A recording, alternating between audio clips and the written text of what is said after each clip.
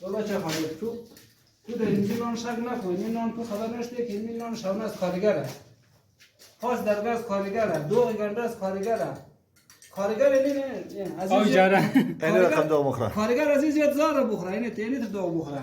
از این تیرتر اگه بخوره دیگه کارگر نیا.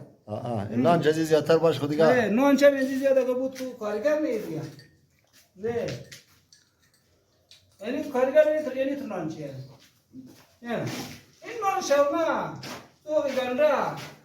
خاص درگاه. اینه از کارگر. شک نکنی بکن. اینه کارگر سیل کن.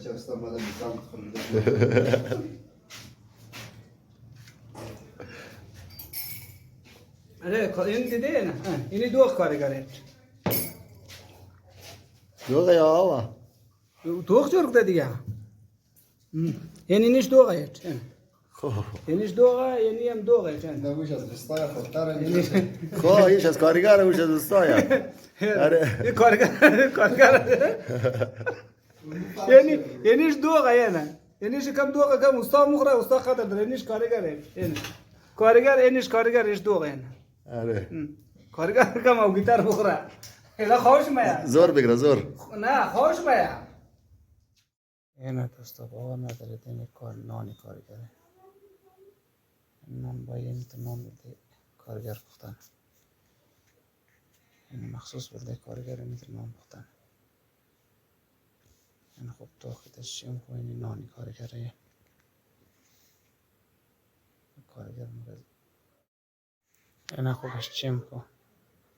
چیم خود کنشون تو خدین. مغز نان اسکات میشه نان تازه از تندور آورده. تازه از تندور آورده یعنی نان نرخم نان پختن این نان کارگر.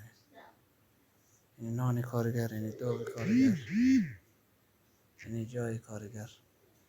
واسه میدون کارگر توغ نمیشه. میدون کارگر کس لایک منه سابسکرایب منه توغ منه. دوستا کارگر انتظامات میشه این نان مخره این تشخیص. کارگر انتظامات میشه. زمین کار کنید. اینترنت انشالله سابسکرایب بچه ندارید. استاد جور باشید.